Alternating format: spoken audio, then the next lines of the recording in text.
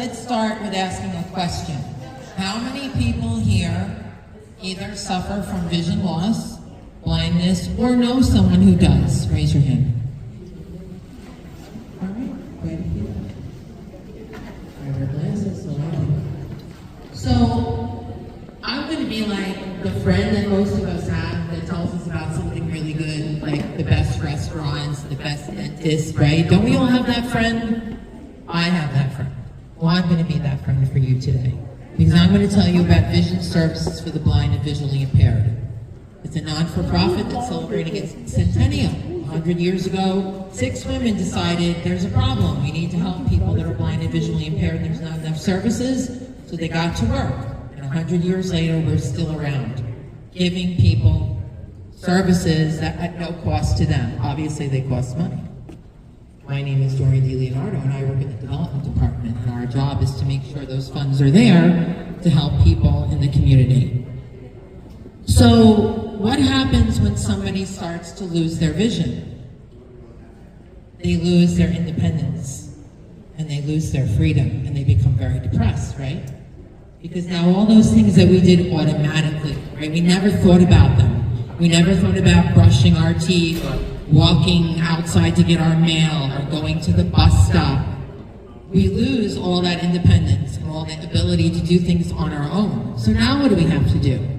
We have to ask our friends, our neighbors, our family, and we have to impose upon them, and nobody likes to do that, right? Everybody wants to just do the things on their own, and all of a sudden, we can't do that anymore. So we isolate, but you don't have to isolate.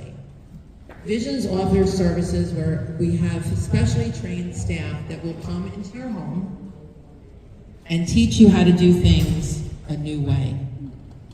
Blindness or vision loss is on a spectrum. Only 7% of people are totally blind, 7%. So everybody else is on the spectrum, right? One eye or another has more sight than the other. One side is shadows. Maybe you can see color, you can see 60% in one eye, and nobody is the same. So we have tools at our disposal and this specially trained staff that can teach you how to do things like cook. We were in a Commonpoint location in Whitestone, Jameson, he couldn't do it anymore. He just couldn't. So the person that came in, our staff member came and taught him how to cook independently. And she said, now I come home and I smell food.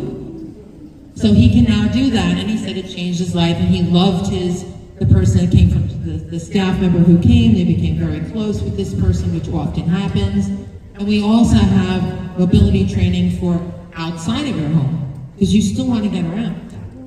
And I'll tell you right now, blind people can get around on their own just fine with training. Sometimes better than us. I can't figure out my way on the subway half the time by myself, and I can see fine. So there is help out there. It is free. Our website is full of all the information.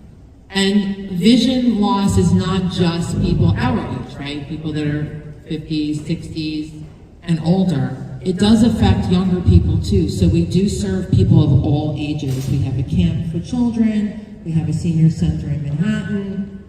In Midtown, we have job training for people, because there's plenty of people that are of the age of working and they need help because they're losing their vision.